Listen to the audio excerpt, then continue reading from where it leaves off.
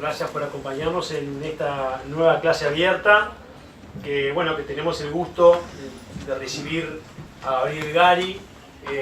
También está Natalia Melgar, que nos acompaña, que es de la casa, obviamente, porque Natalia es investigadora del Departamento de Negocios Internacionales e Integración y profesora de esta universidad. Pero lo bueno es tener siempre la visita internacional, y otra vez nos visita Gabriel Gari, que es un experto en servicios y es doctor en Derecho, es profesor de Derecho Económico Internacional y director de la maestría en Derecho Económico de la Queen Mary de Londres y un conocido estudioso de lo que es el comercio de servicios y también lo que tiene que ver con la normativa.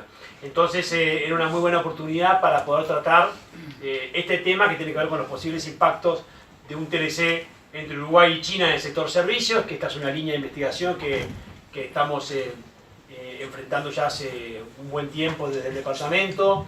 Con Natalia la semana pasada presentamos un estudio sobre el impacto del TLC entre Uruguay y China en bienes. Por supuesto que hay otros, la agenda es un poquito más amplia en la relación con China. Los servicios es uno de los componentes bien relevantes tanto para China como para Uruguay. Entonces vamos a intentar hoy empezar a adelantar un poco los resultados de lo que estamos investigando, sabiendo que por supuesto que este es un sector complejo desde el punto de vista estadístico fundamentalmente, ¿no? Ustedes saben que los registros en el comercio de servicios nada tienen que ver con el comercio de bienes, y esto hace que sea bastante más difícil, y además, por lo que voy a explicar ahora en la primera parte, que se negocia de forma distinta, porque el tema de los servicios no tiene que ver con los aranceles, entonces todos los análisis de impacto son siempre más complejos en el sector servicios. Así que, Gabriel, bienvenido, muchas gracias por estar con nosotros. Bueno. Y Natalia, parte de la casa, así que no les ni saludarla.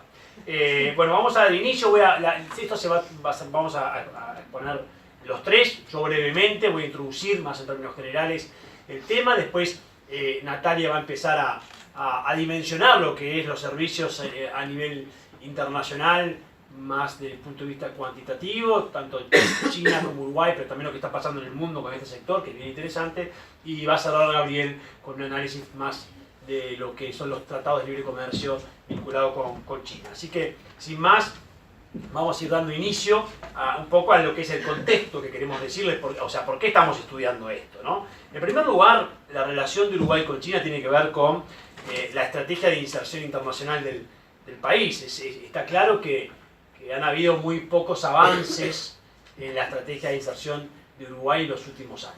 Esto es conocido por muchos de ustedes. Esto tiene que ver con que no hemos avanzado en el cierre de acuerdos comerciales. ¿Por qué? Por Uruguay, por Mercosur, por varios motivos, pero estamos muy por debajo de lo que ha ocurrido en el mundo, ¿no? Y esto preocupa. Si bien es cierto que el Mercosur actualmente, como dice allí, tiene una agenda abierta, la tiene con la Unión Europea. La Unión Europea es un gran romance que ya tiene desde el año 2000, el Mercosur abierta esta negociación. Estamos cerca de cerrar, pero no hay que creer mucho lo que se dice porque puede ocurrir que no se cierre este año tampoco. Hay un acuerdo de negociación también con la Asociación Europea de Libre Comercio, que es el EFTA, está la negociación con Canadá, recientemente se abrió una negociación con Corea y con Singapur, ¿no?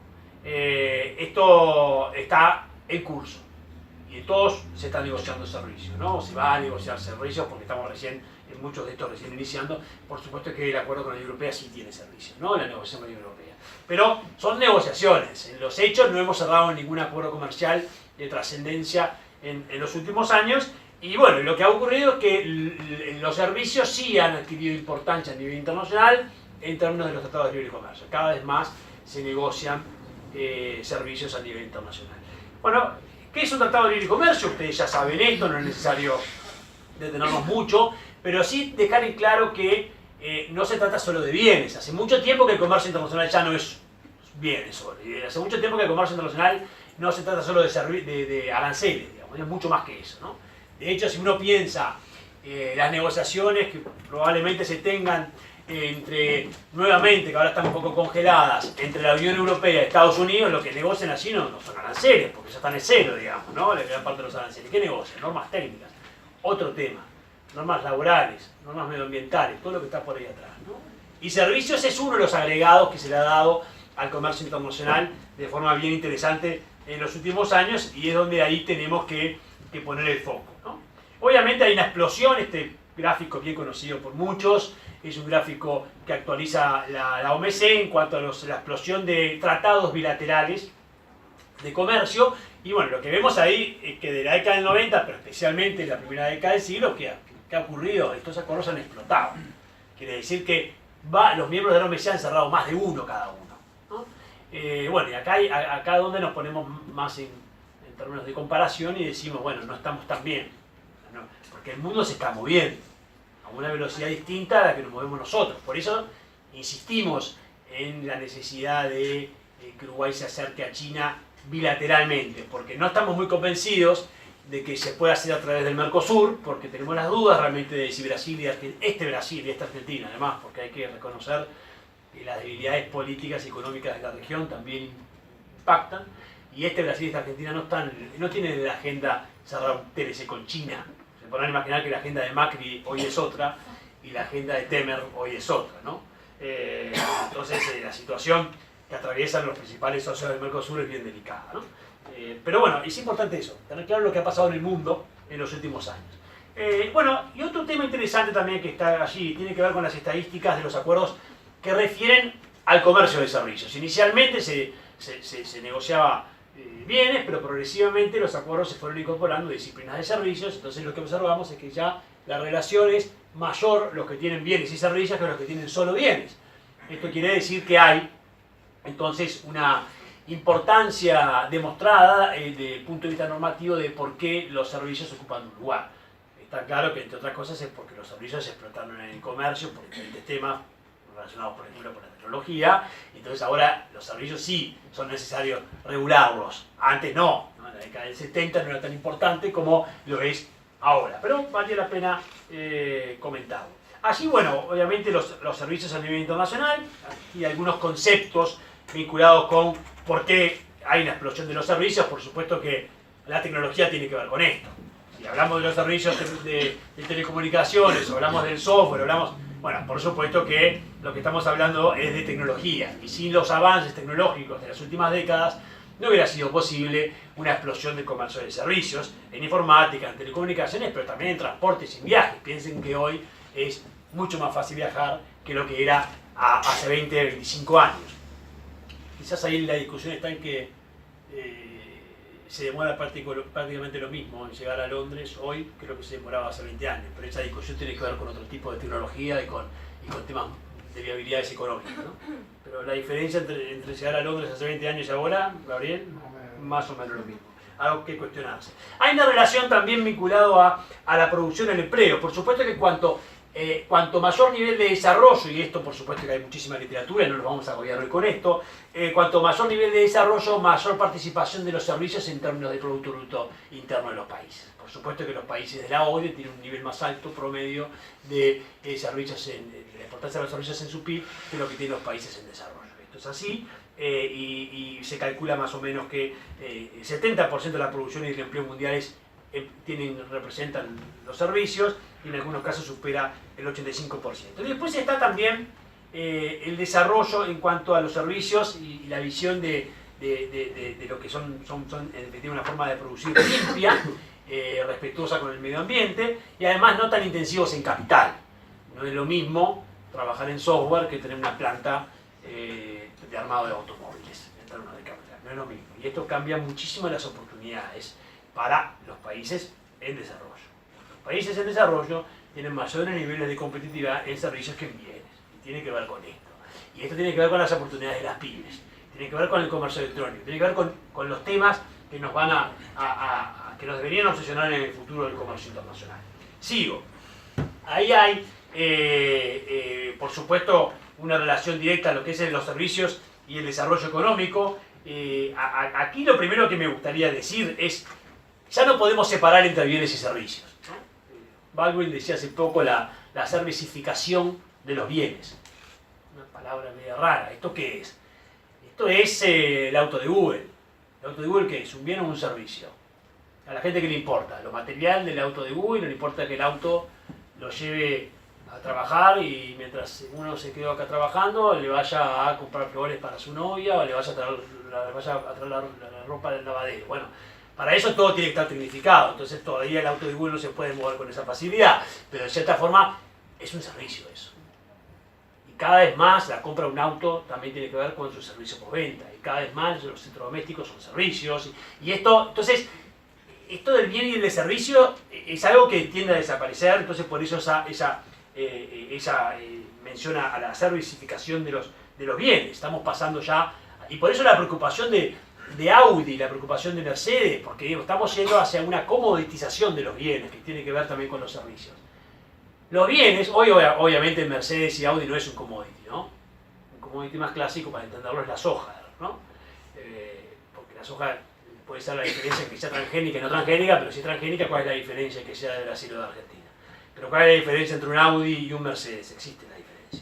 Pero la preocupación de estos productores de automóviles es que en realidad lo que tienen que prestar en el futuro son servicios para diferenciarse. Entonces ahí estamos hablando de que todos los bienes van a pasar a ser commodities y el diferencial van a ser los servicios. Vaya entonces, y será importante la discusión que estamos teniendo hoy, ¿no? Y después la relación de los servicios para mejorar la competitividad de toda la economía. Digamos, hoy realmente no ser eficiente en servicios te afecta a otros sectores, porque si vos no tenés un puerto eficiente, si no tenés una banca eficiente, ahí lo que vas a terminar transformando, trasladás tu falta de competitividad en el resto de los bienes. Y esto es muy malo, por supuesto que es muy malo, ¿no? Cuanto más servicios tengamos de logística, cuanto más competitivos seamos en estos sectores, más efecto derrame va a tener en el resto de la economía, ¿no? Entonces eso vale la pena tenerlo claro. Que siempre colabora mucho con la competitividad de todos los sectores. Incluso se dice que siempre es positiva la liberalización en servicios porque siempre va a tener un efecto en una ventaja, en potenciar las ventajas competitivas de tus productos, digamos, tus productos nacionales, de tus bienes, ¿no? Eso es importante. Así que, para cerrar esta primera etapa, no olvidemos la relación que existe entre servicios y desarrollo. Por eso cuando en Uruguay discutimos de forma un poquito antigua la importancia de los servicios, bueno, la discusión es, no nos olvidemos que los servicios son importantes para el desarrollo. Entonces, si vos tenés ventajas competitivas en algunos subsectores de servicios, no digas me voy del TISA o no quiero cerrar un TLC de servicios porque... No, porque lo que estás haciendo estás afectando tu desarrollo. Entonces hay que entender la vinculación que existe entre bienes y servicios y entre servicios y desarrollo económico. Sigo. Los servicios a nivel multilateral, porque antes de pasar, daros una idea de esto, ¿no? Bueno, primero los servicios demoraron mucho en regularse a nivel internacional. Demoraron por razones obvias también, porque todavía no se habían dado los avances tecnológicos para hacer que una gran cantidad de servicios pasaran a ser transables a nivel internacional, ¿no? Y eso se da fundamentalmente en la década del 90 y en la primera década del siglo. Es así cuando se firma el famoso GATS, que es el GATT, pero del servicio. ¿Estamos de acuerdo? Si el GATT es del 47, el GATS se termina de aprobar en el 95, ¿no? Con la creación de la OMC, si bien es cierto que a partir del impulso de la OCDE, los temas de servicios ya se estaban tratando desde antes a nivel multilateral. Esto, por supuesto, que Gabriel nos va a hablar, sabe más de esto que nosotros, pero bueno, la OCDE ya había impuesto el término de servicios y además empezó una discusión bien interesante que no hay tiempo para tratarla hoy, que es un servicio. Clasificar qué es un servicio fue una discusión más que interesante desde el punto de vista de la literatura, que vale la pena. Pero lo que sí se hizo fue empezar a regular los servicios a nivel multilateral, que es lo que le queríamos decir. Se reguló en la OMC, todos los miembros participaron y se aprobaron algunas excepciones vinculadas a los servicios gubernamentales, al transporte aéreo. Pero fundamentalmente decirles que quien impuso esto desde el punto de vista normativo a nivel internacional fue la OMC. Otra vez la importancia de la OMC, ¿no? En momentos en que Trump quiere decir que se quiere ir de la OMC ha sido el gran regulador del comercio internacional. Todos los TLCs partieron de estos principios, ¿no? Y la OMC, entre otras cosas, también definió a través de su Acuerdo General de Comercio de Servicios 4 modos de servicios, lo que los clasificó también de cierta forma, comentando estos 4 modos a partir de los cuales se llevaron a cabo las negociaciones.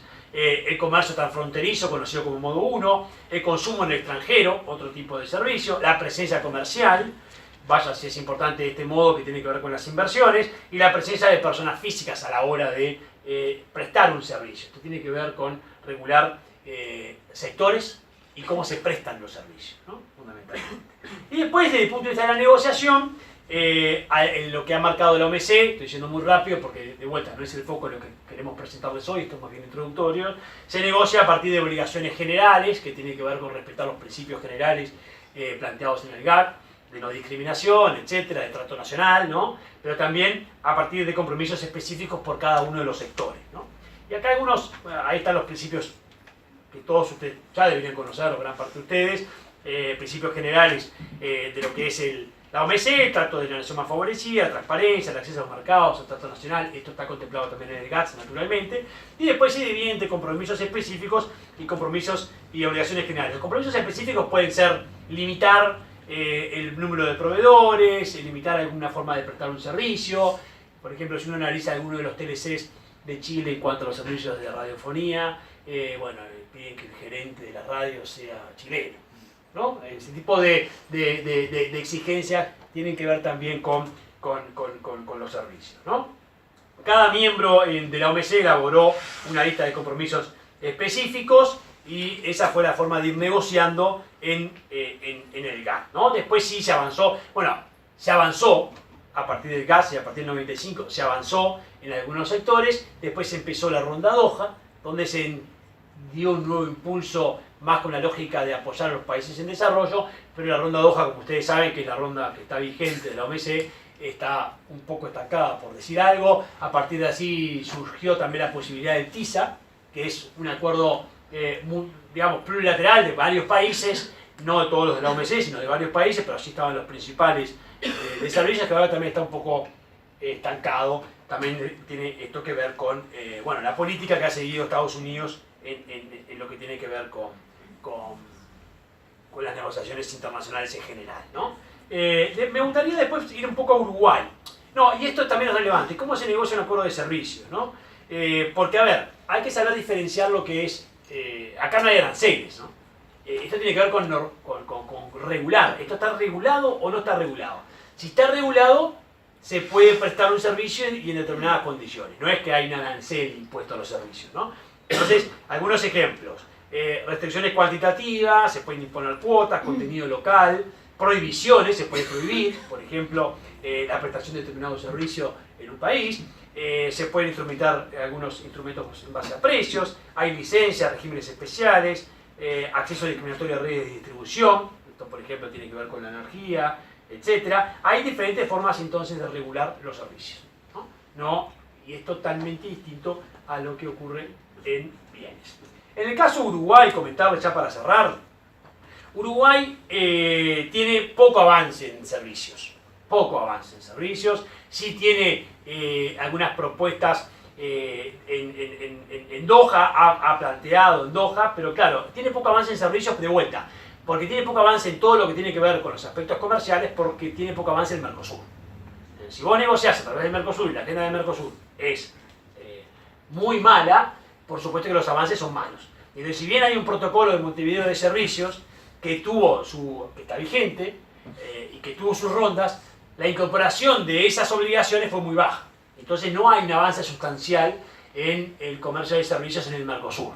Y esto hace que tampoco lo tengas en tu agenda externa, porque la agenda externa del Mercosur tampoco ha sido buena. Entonces, en definitiva, así estamos. Sí tenemos el protocolo de Montevideo en el caso del Mercosur, con la debilidad que decía en cuanto a sus rondas. Tenemos un acuerdo de servicios Mercosur-Chile, que se ha profundizado ahora, a partir del TLC bilateral, no vigente. Se ha profundizado por algo que va a hablar Gabriel, que tiene que ver con las listas negativas y positivas. Digamos, uno era por listas positivas y se pasó a listas negativas, y yo creo que eso va a ser bueno explicarlo. Y tenemos algo con México. Ahora está negociando también el Mercosur con Colombia, donde ya negoció un acuerdo en bienes en conjunto y pretende adicionar allí un protocolo de servicios, ¿no? Vemos fundamentalmente, si uno repasa las diferentes ofertas de Uruguay, bueno, hay en servicios de turismo un interés ofensivo de parte de Uruguay, hay en servicios de informática, muchos de ustedes sabrán la importancia del software de Uruguay, y servicios conexos, y hay también algo también en servicios de distribución, servicios de turismo, también hoteles, restaurantes, software, servicios agrícolas. Tiene sentido que Uruguay defienda o sea un poco, digamos, ambicioso en los servicios agrícolas porque tiene potencialidad. Y ojo que hay una potencialidad enorme de servicios agrícolas también en China. Y ni hablar en otros países, como por ejemplo de Asia, como por ejemplo ejemplo India, o también lo que ocurre en África, donde la productividad agrícola es muy baja y allí hay grandes oportunidades. Así que por mi lado me quedo por acá. La idea era introducir desde el punto de vista más de cómo se negocia normativo lo que son los servicios, y ahora le doy la palabra a Natalia para que después cierre Gabriel. Hola, buenos días y gracias a todos por su interés en nuestra presentación. Voy a empezar comentando algunos datos sobre comercio y en principio, en realidad, aclarando algunos puntos que ya adelantó algo Ignacio. Primero, los problemas, digamos, con los datos estadísticos y en particular en servicios. Tenemos, como ven en el gráfico, muestra la evolución de exportaciones e importaciones globales de servicios. Obviamente deberían coincidir, o sea, las exportaciones globales con su contracara, digamos, las importaciones globales. Por problemas de registros, por distintos problemas de registro en los países, eso no coincide. De todos modos, como ven, la brecha entre las series es menor, hay cierta coherencia, de todos modos importaciones siempre está por debajo, por lo tanto las grandes conclusiones de algún análisis van a ser las mismas, o sea, en ese sentido igualmente no va a haber problema. Por otro lado, van a ver que les vamos a presentar ciertos datos de comercio, pero por ahora al menos de UNCTAD y de Trademap, que es de la OMC, pero no hay datos bilaterales de comercio.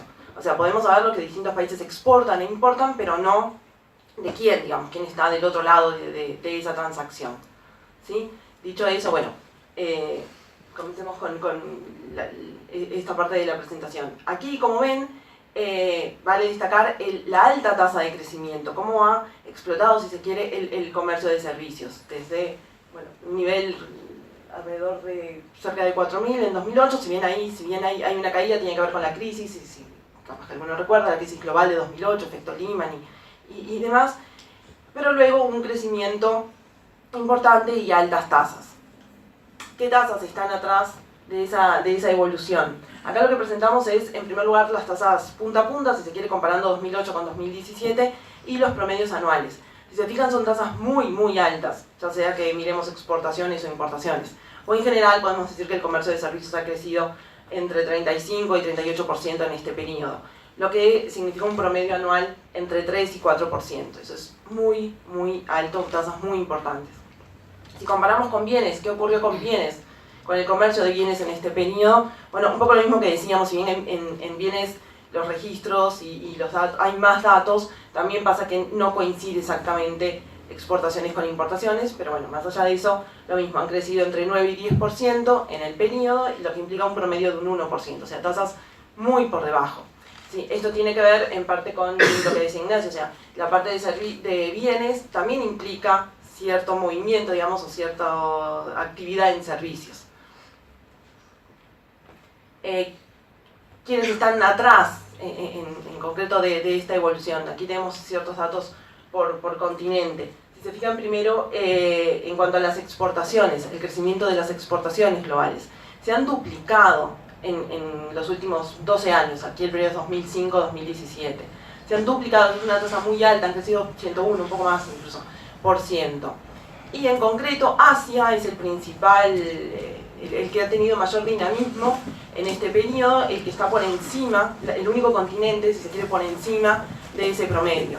Sí, el resto igualmente presenta tasas muy altas, fíjense que la más baja es 77% en África, ¿no? Es una tasa de crecimiento muy, muy alta, pero bueno, Asia se destaca como el más dinámico en cuanto a exportaciones de servicios.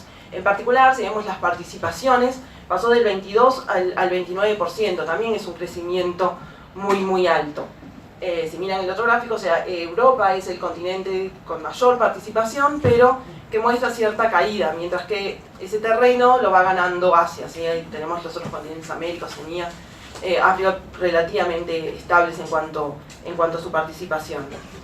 Y en importaciones, el mensaje es bastante similar. Si quieren, tenemos las tasas allí anualizadas, y lo mismo, o sea, un crecimiento muy alto en exportaciones, y destacándose el crecimiento de Asia, también el que registra una tasa más alta, casi 8%, ¿sí? Por encima de ese promedio que decíamos mundial. La participación se ve más o menos lo mismo que decíamos recién, Europa con la participación más alta, pero cayendo y ganando terreno también Asia en cuanto a importaciones de servicios.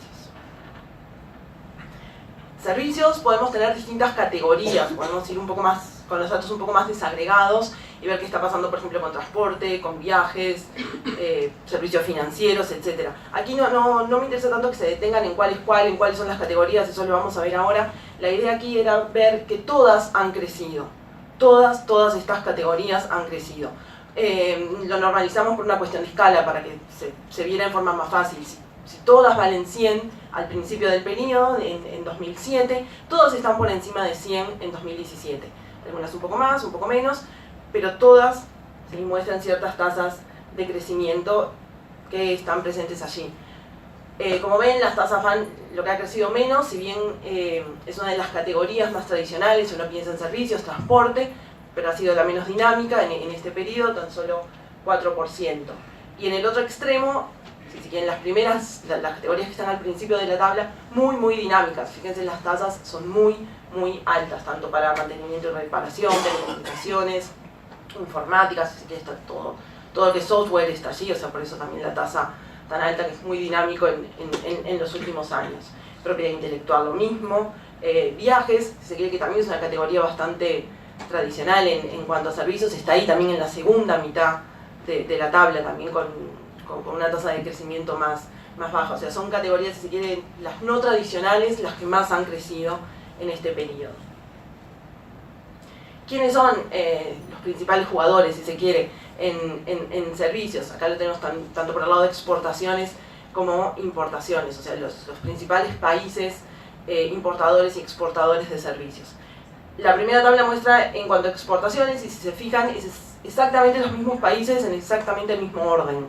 Ahí sí, o sea, como que no han habido cambios. Destacar que China está presente en la tabla y allí en quinto lugar, ¿sí? Como exportador de servicios. ¿Qué pasa en cuanto a importaciones? Ahí sí se ven más cambios, ¿sí? Si comparamos el ranking 2008 con 2017, lo sigue liderando Estados Unidos, pero si se fijan, entre los primeros 5 lugares de 2008 China no está presente y emerge como en segundo lugar para 2017, ¿sí? Un crecimiento sumamente importante como importador de servicios, por lo tanto vale la pena analizar la posibilidad de exportar o de exportarle alguno de esos servicios y ver cuáles son esas categorías. Aquí lo que hicimos fue ver un poco el ranking por categoría, las mismas que analizábamos antes. Esto es en cuanto a exportaciones. Destacar aquí, bueno, todas las primeras pasa lo mismo que veíamos para el caso general. Esos 3 primeros lugares están los mismos países en el mismo orden. Las que están destacadas en naranja son las que está presente China. Si se fijan, en construcción, del tercer lugar pasa al primero, y en servicios de manufactura, sobre insumos pertenecientes a otros, eso es básicamente un bien que lo posee un tercero y alguna empresa hace alguna transformación, por eso es servicio, digamos, sobre esas manufacturas. ¿Sí? Ahí mantiene el primer lugar, mantiene el liderazgo en esa categoría. Pero bueno, aquí un poco más, o con menos cambios, como veíamos en el ranking general.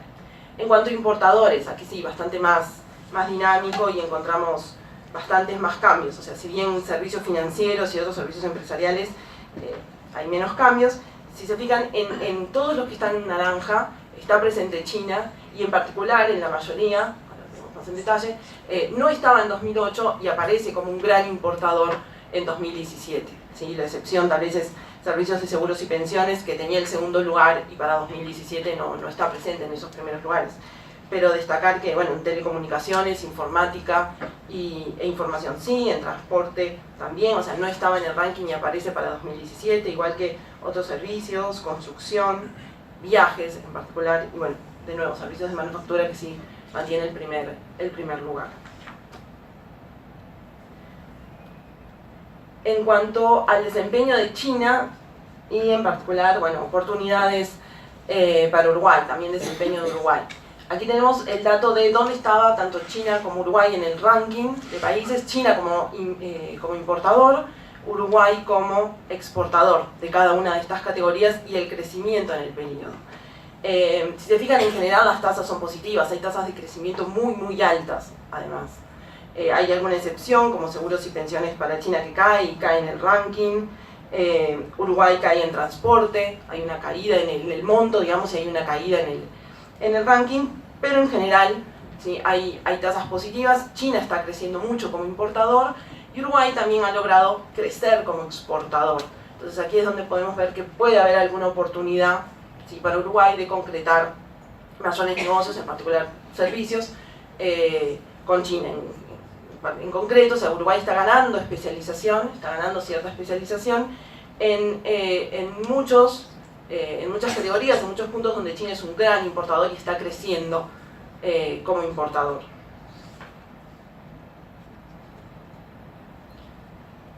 Y esto en cuanto a los datos que manejamos por el momento. El objetivo es continuar con esta línea y tratar ¿sí? de conseguir algún dato más, en particular sobre algunas de estas categorías, sobre algunos de estos servicios que está exportando Uruguay y a quiénes. Ese es el siguiente paso en el estudio.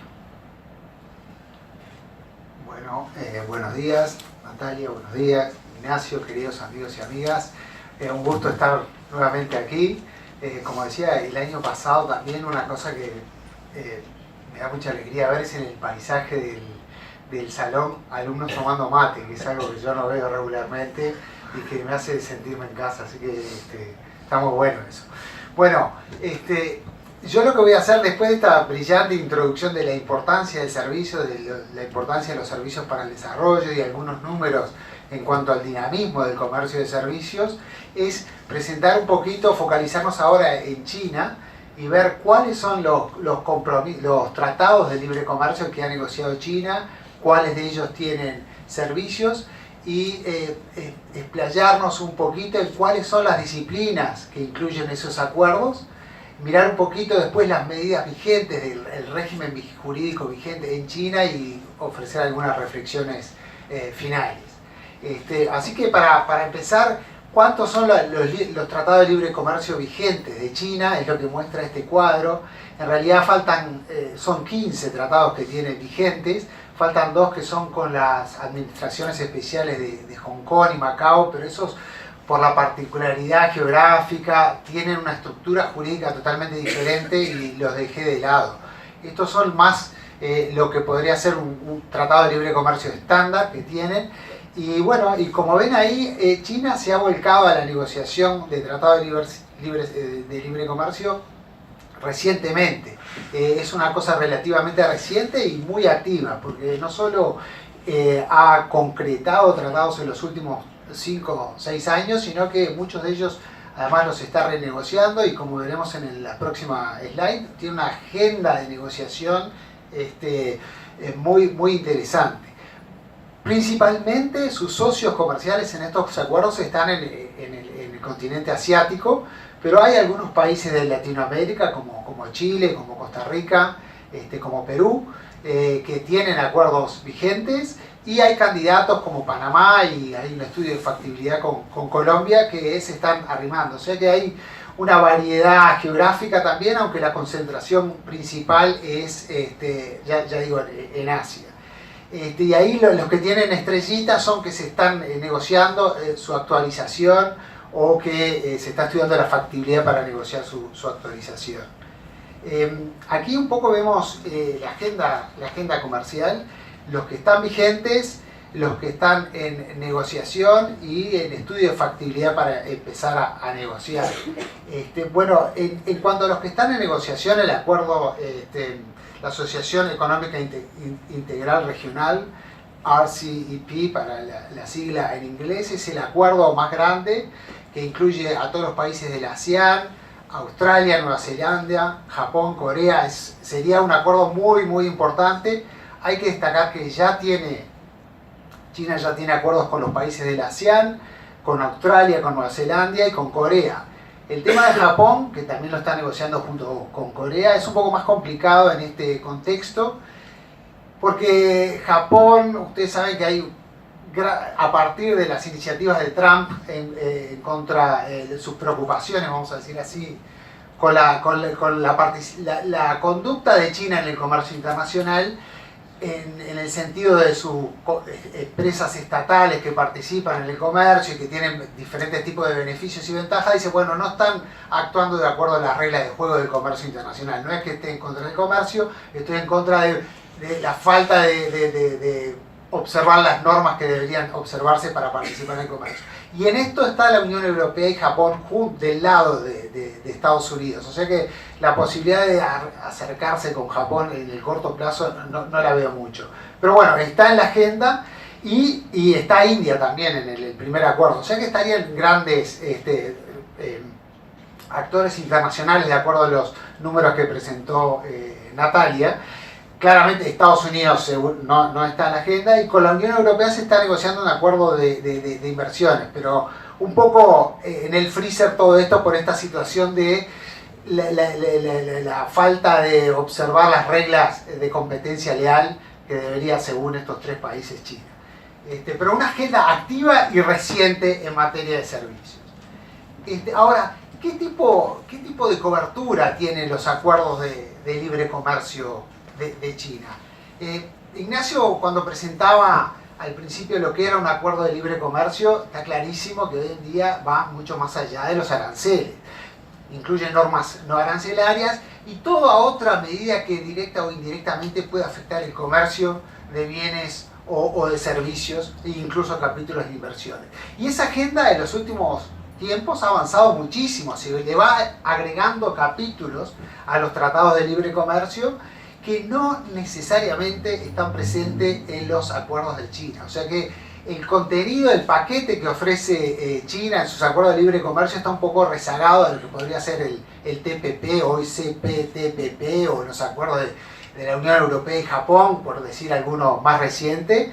Y entonces esos capítulos de última generación no están presentes. Y por eso así están en color... Yo soy daltónico, yo le meto colores a las gráficas y después me confundo, pero bueno, digamos los colores más de las columnas más de la derecha, lo que es cooperación regulatoria, comercio electrónico, disciplina sobre empresas públicas, muy importantes para servicios y muy importantes para China, disciplinar las empresas estatales que participan en el comercio, esos obviamente no están presentes. Todo lo que es disciplinas para facilitar la transferencia de datos, que es muy importante para prestar muchos servicios, no los encontramos en China. Ni siquiera cosas más básicas como compras del Estado, incluso disciplinas sobre propiedad intelectual, no están presentes.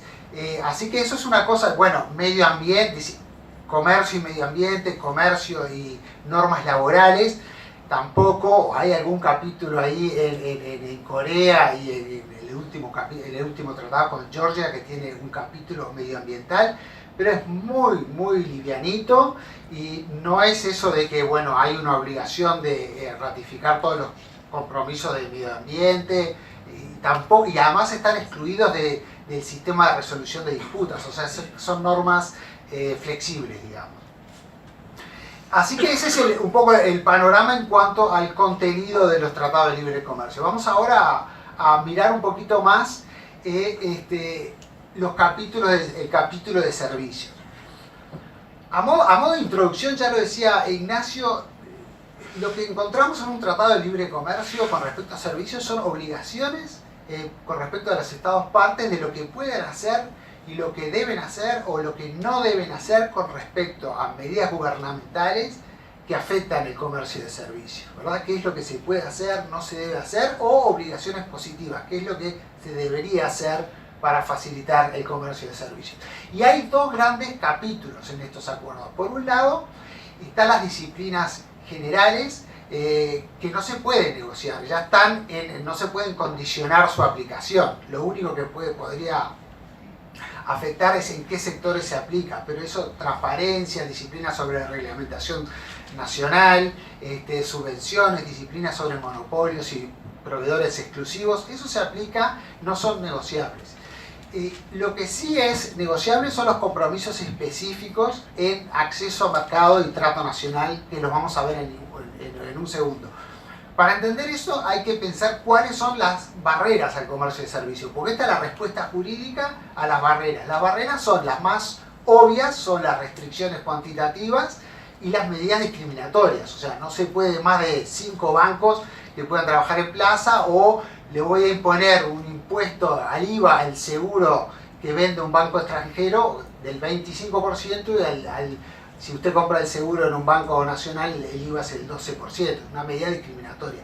Esas dos tipos de medidas se regulan, se negocian específicamente por sector y modo de prestación, que lo vamos a ver en un minuto. Pero hay disciplinas generales. Sobre reglamentación nacional, por ejemplo, la medidas de estándares de administración general, de medidas que afectan el servicio, que tienen que ser en forma objetiva, imparcial, que muchos servicios requieren una licencia, entonces hay mínimos procesales que se deben cumplir, es una obligación positiva, la obligación de procesar una aplicación para el comercio de servicio en un término razonable, la obligación de imponer, de proveer al que aplica un remedio contra las decisiones administrativas que puedan negar una aplicación de una licencia. En ese sentido, las disciplinas de reglamentación nacional son básicamente las mismas que las del acuerdo de la OMC. Yo diría que en términos generales, los acuerdos específicos, los acuerdos de libre comercio de China se recuestan mucho sobre el acuerdo de la OMC. No innovan ni en nuevos sectores, como ya dije, ni tampoco en la formulación de esta disciplina. Lo que ya está la OMC más o menos se recuestan sobre ese tipo de disciplinas, con algunas excepciones que voy a nombrar ahora. Por ejemplo, el reconocimiento, es decir, la capacidad de reconocer los títulos de aptitud, la experiencia de proveedores de servicios extranjeros a los efectos de otorgar una licencia. En los casos, en general, esto es igual al artículo 7 del GATS. En los casos que están ahí en color, lo único que hay es un compromiso de alentar a los organismos de regulación de las profesiones a negociar acuerdos de reconocimiento mutuo de licencias profesionales, pero por ahí no más. El tema de subvenciones, también muy importante para un país que interviene mucho en la economía y que incentiva a sus empresas, no está presente. Solamente en 4 de los 12 acuerdos que estamos estudiando aquí hay disciplinas en materia de subvenciones, pero simplemente lo que se dice es: nos comprometemos a incorporar los eventuales resultados de las negociaciones multilaterales en el comercio de servicios, porque en el GATS tampoco hay disciplinas de comercio en subsidios, pero sí hay un compromiso de negociar esas disciplinas que no ha avanzado en forma absoluta. Lo que sí es importante es que si uno no hace una reserva en la lista de compromisos específicos, un subsidio que se concede a un proveedor doméstico y no se entiende al proveedor extranjero, puede ser una violación al trato nacional. Si el concepto de subsidio no está excluido del ámbito de aplicación, como en la mayoría de estos casos, pero en los otros sí está incluido, así que podría ser. Pero en las listas de compromisos específicos, China se reservó la posibilidad de otorgar subsidios en sector audiovisual, transporte, y algunos más, así que está muy cubierto en ese sentido. Y después tenemos también disciplinas sobre monopolios y proveedores exclusivos que también adquiere cierta relevancia para el caso de China, de notificarlas, de prevenir que una empresa que tiene el monopolio en un sector de telefonía fija, pero compite en telefonía digital, no abuse de su posición de una con el otro. Un poco de transparencia en estas agentes del comercio. También está presente replicando las normas del acuerdo del GATS, y en algunos ni siquiera está. O sea que hay algunos ejemplos de lo que se dice en inglés GATS minus, que las disciplinas en servicios de los capítulos de TLC son menos ambiciosas que el acuerdo de la OMC. Reglamentación nacional, hay un párrafo del artículo 6 del acuerdo de servicio que es sobre el contenidos mínimos que deberían tener las prescripciones sobre títulos de aptitud, licencias y normas técnicas en materia de servicios. que deberían ser, según prescribe el acuerdo de servicios de GATS, deberían ser objetivos y transparentes. Las licencias, el procedimiento de licencias no deberían en sí mismos constituir una restricción al comercio y el servicio, y no deberían ser más gravosos de lo necesario para asegurar la calidad del servicio. Esto, sobre todo este último, el test de necesidad de los títulos de aptitud, licencias, es algo que es muy controvertido. Muchos países están radicalmente en contra de incorporar esto. En el GATS tenemos un compromiso de negociar estas disciplinas con estos lineamientos, pero no existen en el momento. Sin embargo, en algunos de los acuerdos de China, de los TLC con China, estas disciplinas se han adoptado en forma definitiva, aunque la formulación jurídica de la obligación es flexible. O sea, no es una obligación dura, por decirlo de una manera claramente ejecutable. Se hará el esfuerzo de tratar de asegurar que estas disciplinas, que las normas técnicas no sean más gravosas de lo necesario. Pero hay una excepción que puse ahí, que es el caso de China con Pakistán, que está formulado disciplinas definitivas sobre normas técnicas, licencias y títulos de aptitud, y que está formulada sin condicionamiento. Lo cual como dato curioso, digamos, de alguna manera. Después, ahora sí, nos vamos a los compromisos de liberalización. O sea, recordemos que los tratados de libre comercio, el capítulo de servicios, tiene normas, disciplinas generales y compromisos específicos en cuanto a acceso a mercado y trato nacional, que son las barreras, lo que sería lo más evidente que podría restringir el servicio, prohibir el acceso del proveedor extranjero, limitar la cantidad de tiempo que se puede exponer televisión con contenido de producción extranjera, digamos, medidas discriminatorias.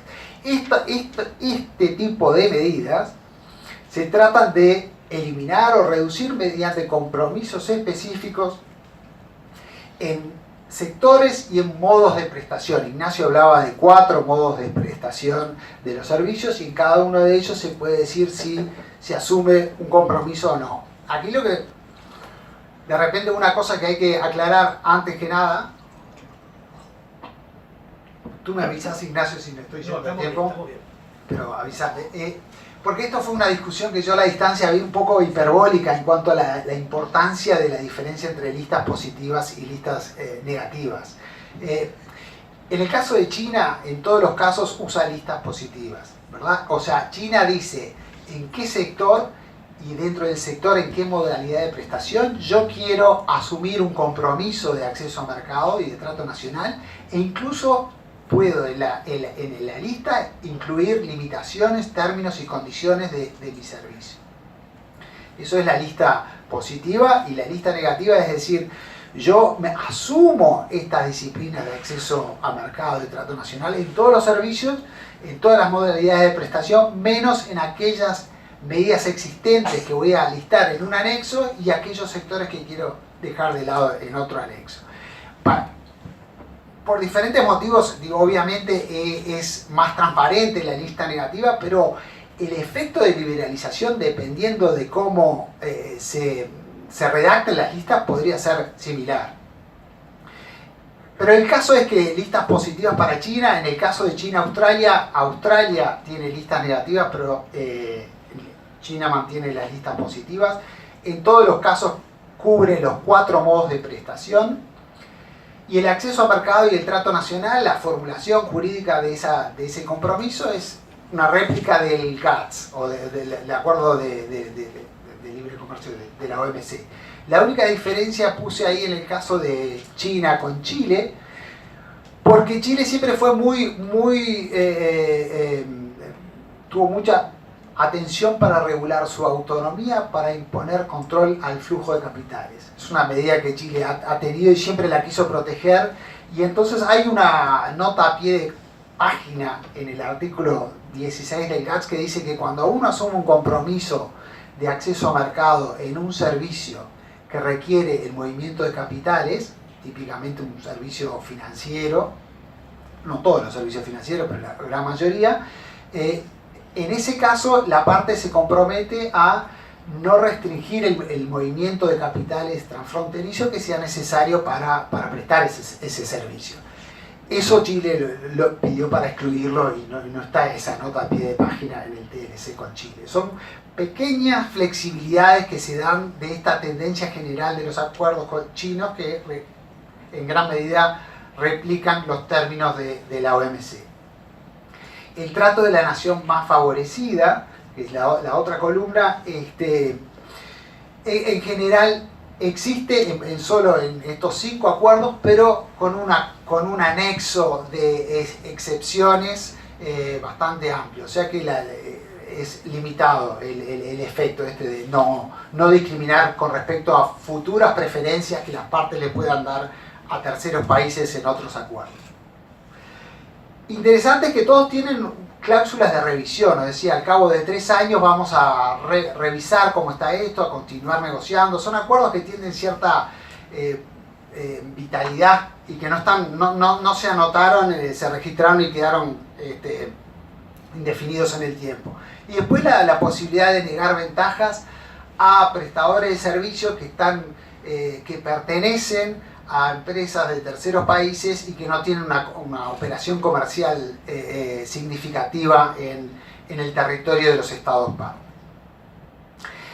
Eso en cuanto a los compromisos. Y veamos ahora flexibilidades. Estos son los compromisos. Uno asume el compromiso del mercado, pero después dice, bueno, de repente cuando negocié me fui de mambo, por hablar un poco informalmente, di más de lo que precisaba, la política doméstica requiere proteger algún servicio. ¿Y qué es lo que se puede hacer? En primer lugar, algunos de ellos se pueden modificar las listas. O sea, las listas pueden decir, bueno, yo me comprometí a abrir el acceso a la banca extranjera sin ninguna restricción, ahora por un tema, por lo que sea, está sufriendo la banca nacional, la competencia quiero restringir, lo puedo hacer sujeto a negociación y pago de previa compensación, no es una cuestión unilateral que pueda hacer una de las partes. El tema de salvaguardia, las medidas de salvaguardia son muy comunes en bienes, y sí lo será que se están usando mucho últimamente.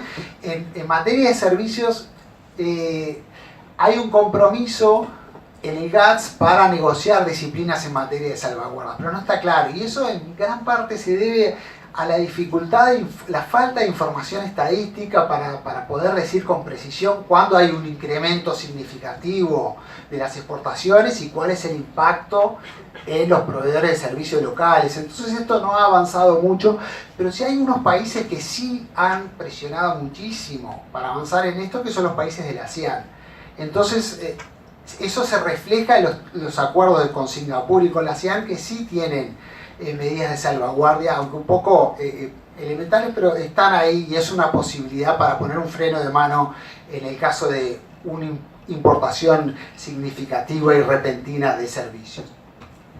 Después hay las flexibilidades generales, como importaciones que puedan afectar el equilibrio de la balanza de pagos, excepciones generales o por motivo de seguridad nacional, y excepciones prudenciales para el tema de los servicios financieros. También muy similar por no casi idéntico, al término en que están fijadas estas flexibilidades en el Acuerdo General de Servicios. Ahora, vayamos ya un poquito a cuáles son las listas de compromisos y qué es lo que dicen estas listas, en qué sectores China ha asumido compromisos específicos en trato nacional y acceso al mercado. Aquí lo primero que hay que decir es que China pagó un ticket de entrada de la OMC muy alto, cuando China no era un fundador originario de la OMC, entró en el año 2001 después de arduas negociaciones. Ahora muchos dicen que se quedaron cortos en las condiciones que le hicieron pagar a China para entrar al club. Una de esas fue los compromisos, la gran lista de compromisos específicos. Y yo diría, en ese sentido China cubre, por ejemplo, tiene cubiertos 36 subsectores de 56, que eso es muchísimo más alto que el promedio de los países en desarrollo en cuanto a cobertura de servicios, pero también en el contenido del servicio. La verdad que los compromisos de servicio En el 99% de los casos lo más que se puede lograr es consolidar el régimen normativo vigente. Sin embargo, en el caso de la lista de China hubo muchas medidas para reformar, liberalizar, privatizar, abrir sectores que no estaban al momento de China ingresar a la OMC abiertos, pero decían, bueno, en el plazo de 3 años este sector audiovisual ya no va a ser un monopolio, etcétera, etcétera. Ese es un caso muy particular y que no es la regla en los compromisos específicos de acceso al mercado de trato nacional. ¿Por qué digo esto? Porque en la medida en que se pagó un precio muy alto, China tampoco agrega mucho cuando negocia después tratados bilaterales en materia de servicios. Y esto un poco lo refleja este cuadrito que dice, bueno, comparamos la columna de más de la izquierda, son los compromisos en la lista del GATS, que dice todos los sectores tienen compromisos parciales porque siempre hay alguna limitación o condición, y en algunos sectores no hay compromisos. Digo, lo que está en rojo, estamos bien con el rojo, ¿no? Sí. Lo que está en rojo es que no hay compromiso, como que es los servicios de salud, servicios de entretenimiento, esos no estaban cubiertos en el GATS, y como ven tampoco avanza mucho en los tratados de libre comercio que negoció en forma bilateral, salvo los casos amarillos ahí en algún sector que o es nuevo o se mejora el servicio. Y también esto lo tenemos en un informe que estamos preparando más detallado, sector por sector, explicado en mayor detalle, pero para darles alguna idea, por ejemplo, China asume compromisos nuevos en el servicio de investigación y desarrollo, mejora un poquito en lo que es servicios de medio ambiente, otros servicios prestados a las empresas, y servicios nuevos poquito, muy poquitos. Aquí tenemos servicios de hospital y solo para 2 o 3 países, y servicios deportivos y otros servicios recreativos. O sea que en general, de vuelta, esto refuerza la idea que China siente que ya pagó sus compromisos en materia de servicio y no va a dar mucho más. Hay alguna variación con algún país que puede lograr un poquito más, como fue Australia y Corea, que le lograron sacar un poquito más en las negociaciones, pero en general eso no es la regla. Ahora bien, después tenemos algunas disposiciones con respecto a sectores específicos, o sea, capítulos en servicios financieros. También esto es importante de ver que no todo, la arquitectura jurídica de un tratado de libre comercio es un poco confusa y hay que tener cuidado, porque no todo está en el texto principal, hay anexos, hay intercambio de cartas diplomáticas que agregan o modifican compromisos, hay acuerdos posteriores a la conclusión del acuerdo principal. Entonces todo eso hay que tenerlo en cuenta porque hay mucho acuerdo muy puntual sobre cosas específicas que pueden afectar en este caso el comercio de servicios profesionales, por ejemplo. En servicios financieros se replica en general el anexo de servicios financieros del GATS, pero por ejemplo Singapur se comprometió en servicios financieros a otorgar por lo menos 2 licencias de banco a chinos y a permitirle a China a prestar servicio Australia poder participar en los servicios de pago en el mercado chino. O sea, algunas cosas que se agregan específicamente. En servicios profesionales hay acuerdos específicos sobre reconocimiento de títulos académicos que serían válidos para obtener una licencia en la prestación de servicios profesionales. O sea que es muy importante cuando se negocia esto poder continuar la negociación específica para cada servicio, que son muy diferentes, para ir limando diferencias regulatorias que puedan afectar la prestación de ese servicio, como la licencia profesional, por ejemplo. China insiste mucho en los servicios de médicos de medicina tradicional china. Por ejemplo, a Suiza le exigió decir que los seguros de salud suizos no excluyan en el reembolso los gastos que pudieran ocasionarse en la prestación de tomar servicios de medicina tradicional china. Y bueno, esto simplemente para ilustrar la idea que no todo se concentra en el acuerdo principal y que es necesario seguir negociando de acuerdo a las particularidades de cada servicio, limando divergencia regulatoria y algunas barreras de acceso a mercado. Y para concluir, quiero decir que como son listas positivas, los compromisos de China nos dicen, yo no puedo, mi compromiso básicamente es otorgar un trato no menos favorable que lo que escribí en mi lista de compromisos. Pero el régimen vigente, o sea, mi legislación, puede ser más liberal. Entonces puede haber agua, incluso pueden haber reformas que van avanzando, se puede haber reducido, digamos, por ejemplo, el límite de la participación extranjera en el sector audiovisual es del 50%. De repente China introdujo una reforma que redujo o aumentó esa participación al 80%, pero el compromiso específico es permitir hasta el 50%. Hay una diferencia entre el compromiso específico y el régimen vigente.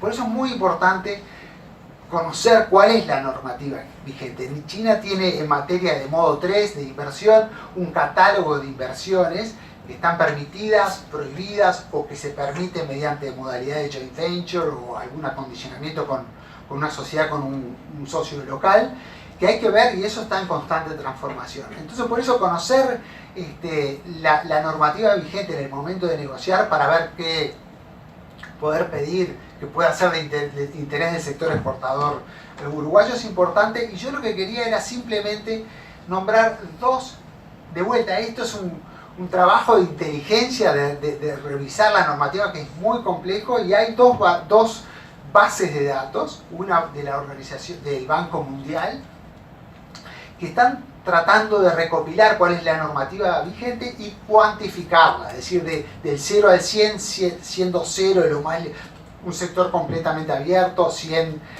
completamente cerrado, nos da una aproximación de cuáles son los sectores que están más abiertos o cerrados según la modalidad de prestación en algunos servicios para los diferentes países. Aquí saqué la información sobre China, pero es del año 2011.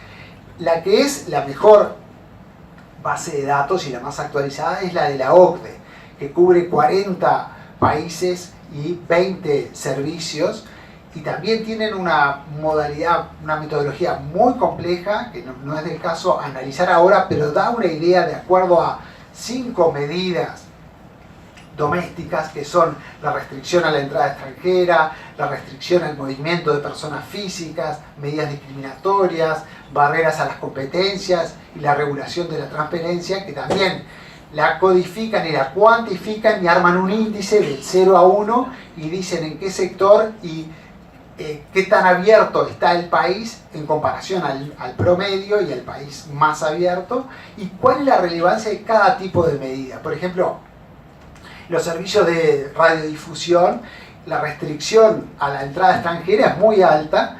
En los servicios y en sí mismo el acumulado es bastante alto en este caso, y en los servicios de courier también. Y en servicios profesionales como el servicio de arquitectura o los servicios de contabilidad, las barreras al movimiento de personas físicas son más importantes y el acumulado es un poquito más bajo. En definitiva, esto hay que verlo, está toda la información y uno puede ir a la fuente de la norma y da una idea de cuál es el régimen vigente. No nos tenemos que olvidar de eso cuando negociamos con listas positivas, también para ver cuáles son las condiciones efectivas de acceso a mercado. Acá doy ejemplos, perdón, no lo traduje, no tuve tiempo, pero es ejemplos de las diferentes medidas vigentes en los servicios de broadcasting, de acuerdo a restricción de entrada extranjera, restricciones al movimiento de personas físicas, a la competencia y transparencia. En definitiva, si me permitís concluir y después paso tu conclusión para no perder el hilo. En definitiva, lo grueso es que los acuerdos de China se ha pagado el precio cuando se accedió a la OMC, y es un poquito más lo que se agrega. Lo que hay que tener en cuenta es que no está en los acuerdos de China, son medidas particularmente importantes, por ejemplo, para el Uruguay, como el comercio electrónico, disciplinas sobre transferencia de datos. China dice, no, acá cualquier manejo de datos personales, el que utiliza esos datos tiene que estar localizados en el territorio chino. Eso implica limita muchísimo la prestación de servicios que requieren del dato de las personas como insumo para prestar ese servicio. O sea, ese tipo de cosas no está presente, habría que tenerlo en cuenta. No es que Uruguay tenga la palanca para mover a China en este sentido, pero bueno, por lo menos tenerlo en la agenda y de repente lograr en algún sector específico que se pueda hacer un acuerdo lateral que permita la libre circulación de datos. Ahí habría que, por eso, identificar los intereses ofensivos y defensivos de Uruguay. Natalia nos decía un poco cuáles eran esos sectores, también Ignacio, y a partir de ahí ir focalizando cuáles podrían ser los pedidos, si se quiere, que se le haría a China, y también con la idea que no todo tiene que estar consolidado en el acuerdo en sí. Es decir, en el acuerdo se pone, por ejemplo, una plataforma que dice, bueno, alentar a los organismos de servicio profesional a lograr acuerdos de reconocimiento mutuo para la prestación de licencias para la prestación de servicios profesionales. Ese es un piso. Después los arquitectos uruguayos y los chinos se podrán juntar y ahí tratar de limar asperezas y ver de qué modalidad y de repente en determinado sector específico podría prestarse el servicio. Es decir, que hay mucho más allá de lo que se negocia en el acuerdo, que puede seguir negociándose siempre que se siente una base en el acuerdo, como decir, como para seguir adelante en ese sentido. Ese es un poco el panorama general, pero lo dejo por acá, no tengo miedo de haberme extendido un poquito. Gracias. De repente pasamos al anterior y ya cerramos un poco para escucharlos a ustedes también, a la primera.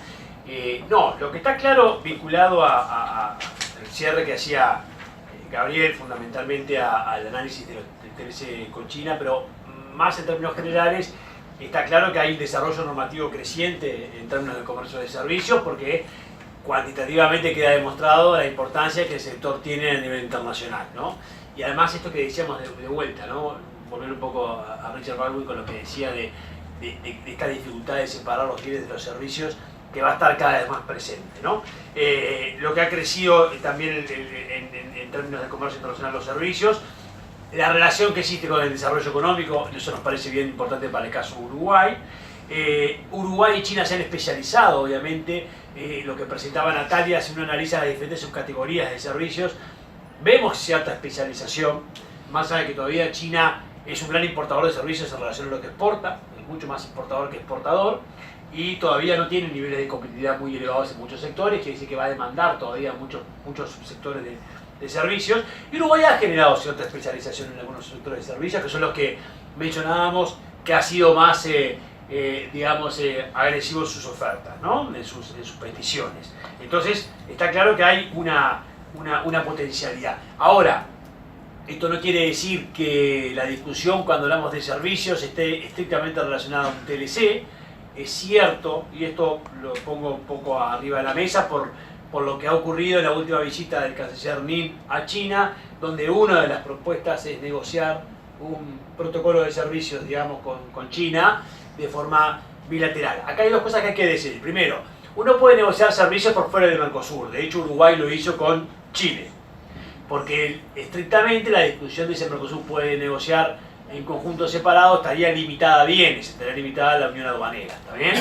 Entonces, esto no quiere decir que con muchos países Uruguay pueda tener una estrategia bilateral en cuanto a profundizar su relación de servicios con muchos de los países con los cuales tiene acuerdos. Lo que pasa es que tampoco lo ha hecho, tampoco ha sido una estrategia que haya seguido Uruguay. Recién esto ha ocurrido en el caso de Chile y no deja de ser una estrategia parcial por el hecho de que ya tenía negociado algo con Chile a través de listas positivas entre Mercosur y Chile, y pasa hasta listas negativas en el acuerdo que va a entrar en vigencia.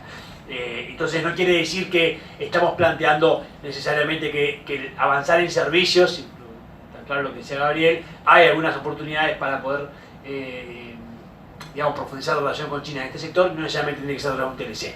Entendemos que la discusión del TLC va más de la mano de cómo ve este instrumento China, digamos, que es en definitiva la estrategia que China está siguiendo en América Latina, es a través del TLC, y cómo ve también China el TLC como instrumento, como camino, como medio para profundizar la relación estratégica que tiene con algunos países en el marco de sus asociaciones estratégicas como la que tiene con Uruguay.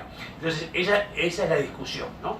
Pero bueno, vamos a ver en qué sigue y qué contenido tiene ese futuro protocolo de servicios que negociaría Uruguay. Pero está claro que esto es un tema que va a estar arriba de la mesa en los próximos años y que ojalá esté desde el punto de vista técnico y no desde el punto de vista de irnos del TISA por irnos o de no negociar o de los problemas que podría traer las listas digamos, negativas del TLC con Chile aún no vigente. Así que yo creo que nos quedamos por acá para ver si se animan a hacer preguntas y poder discutir un poquito más sobre lo que hemos presentado. Así que muchas gracias.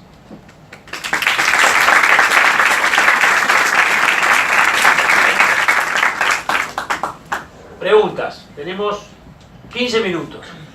Sí. Bueno, menciona el presidente del Banco Interamericano del Desarrollo que, por ejemplo, a partir del 94, que fue cuando se firmó el GATT, se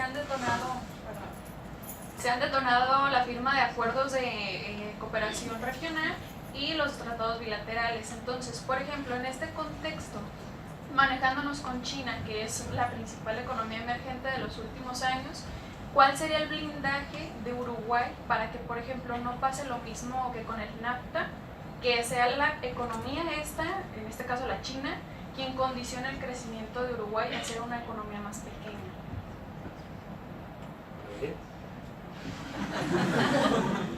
Bueno, si vamos a negociar ya para pensar en cuál es el blindaje, capaz que ya es un poco entrar a la defensiva, ¿no? O sea, si estamos desde que empezamos a hablar, estamos hablando de la potencialidad del servicio, el servicio y el desarrollo, la posibilidad de acceder a mercados, la posibilidad de la interrelación entre el servicio y el bien y mayor productividad. Participar más en el comercio de servicios permitiría mejorar la productividad en bienes. Yo empezaría a pensar desde el punto de vista ofensivo, o sea, cómo poder acceder al mercado chino en aquellos sectores en los que Uruguay tiene capacidad, ventajas comparativas desde ese punto de vista. Claro, no todo es blanco y negro y los acuerdos tienen flexibilidad, ¿verdad?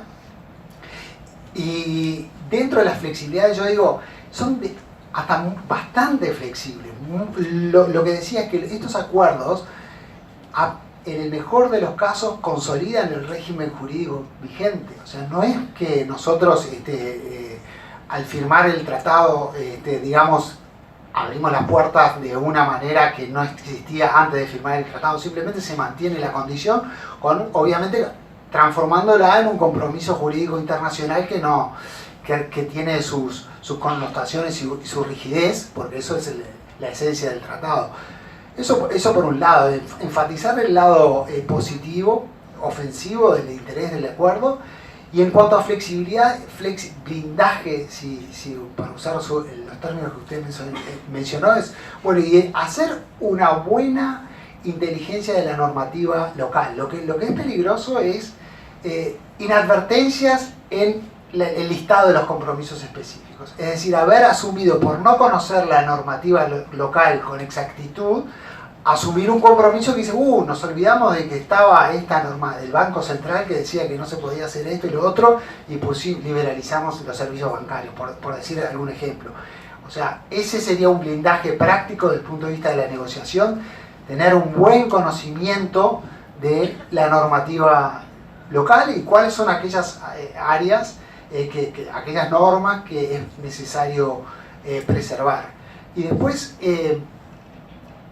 tener en cuenta que los acuerdos también tienen sus flexibilidades, también tienen excepciones por razones prudenciales, excepciones por razones generales, excepciones para protección de la balanza de pago, o sea que tener eso presente también le da cierta flexibilidad.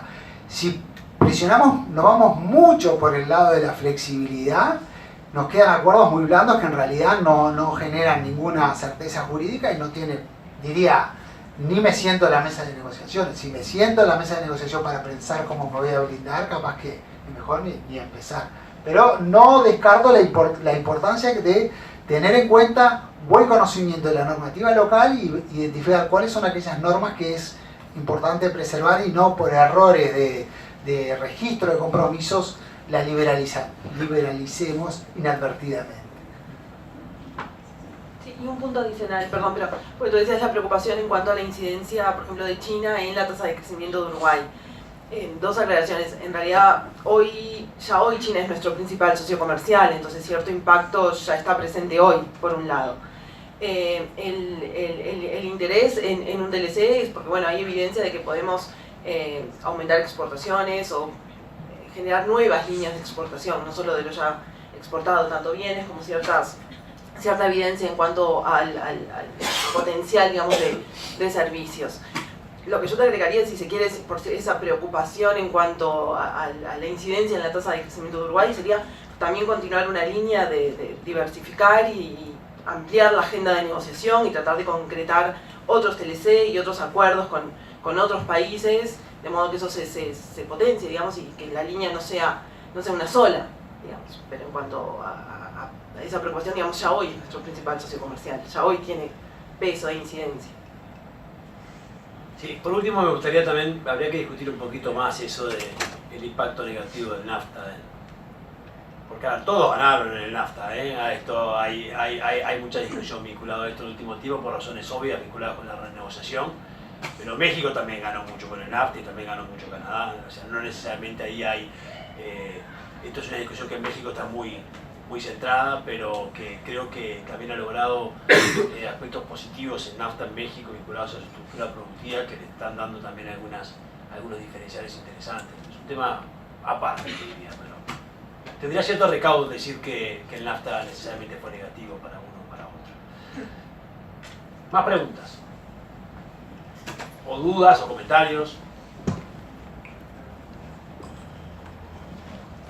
Sí. Como Uruguay sí nos estaríamos adicionando algunas líneas de importación-exportación. No se estaríamos escucha. dando lugar Hola, buenos días. Mi consulta es acerca de generar nuevas líneas de importación-exportación Uruguay-China. Nosotros, como empresas uruguayas, ¿le estaríamos sacando el lugar a otros países o tendríamos que analizar la situación de China o serían nuevos servicios que China no está accediendo en este momento? Bueno, con los datos disponibles es un poco difícil, pero en realidad, en principio, o sea, podríamos tal vez, entre otros aspectos, el potencial de reemplazar a otro proveedor, si nos abaratamos y si somos eficientes, pero lo que estamos viendo es que China está creciendo mucho como importador, entonces podemos satisfacer parte de esa demanda nueva, digamos, que se genera como China creciendo como importador de servicios. Parece que hay potencial, digamos, para eso. ¿Quieres decir algo de eso?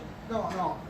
Una cosa simplemente, no sé si se reemplaza o no, pero la idea del acuerdo del comercio de servicios es entrar con preferencia con respecto a tu competidor. Entonces vamos a poner algún ejemplo concreto. Por ejemplo, que estamos en una universidad, servicios educativos. Australia logró que China listara a todas las universidades australianas, bueno, no todas, pero una gran lista importante. Dentro de China tiene el programa de financiación de estudiantes en el exterior muy importante. Dice, bueno, estas universidades australianas son elegibles para financiar e ir a estudiar. La Universidad Católica no. Capaz que si mañana negocias con China un acuerdo, dice, bueno, usted puede incorporar en esa lista de financiación de estudiantes a la Universidad Católica. En ese sentido, tratar de lograr una preferencia contra el prestador de servicios similar que no tiene un acuerdo con China.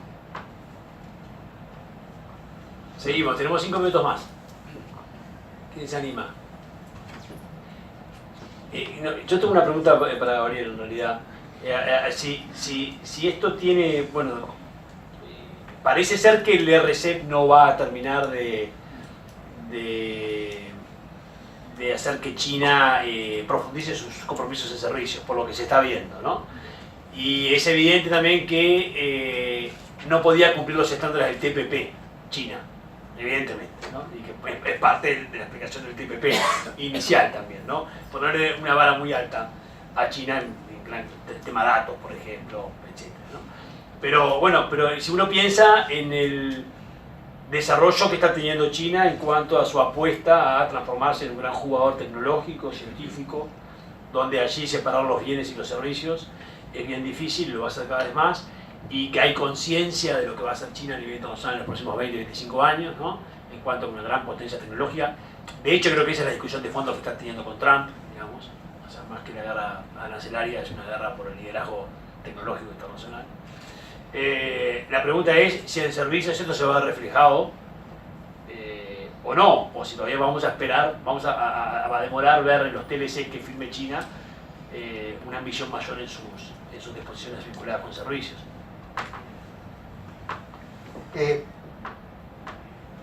Para predecir el futuro miramos un poco el pasado, ¿no? Que eso es bastante reciente. Ya decía, la agenda comercial de China es en materia de negociación de tratados es reciente, apareció en los últimos 5 o 6 años. Es muy activo en la negociación, pero yo creo que no es muy ambicioso en su disciplina. Y China quiere preservar su modelo de crecimiento propio. Y ese modelo de crecimiento implica una participación del Estado, de la economía como un actor importante, que implica no aceptar disciplinas que le coarten su discreción para llevar adelante esa política de desarrollo y de crecimiento. O sea que yo no veo en el corto plazo que China avance y sea más ambicioso en esa normativa. Todo lo que sea disciplinas de las empresas estatales, la circulación de datos, disciplinas sobre la competencia, incluso las compras públicas tampoco. No veo que tenga un gran interés en avanzar en eso y consolidarlo jurídicamente en un tratado internacional. ¿Alguna pregunta? ¿Más? ¿Dudas? Bueno, entonces, en primer lugar agradecerle a Gabriel Gari nuevamente su conferencia en la Universidad Católica, y que además vamos a seguir trabajando este tema. Agradecerle a Natalia también Melgar por su presentación, y a todos ustedes por acompañarnos. Espero que les haya parecido interesante. Muchas gracias.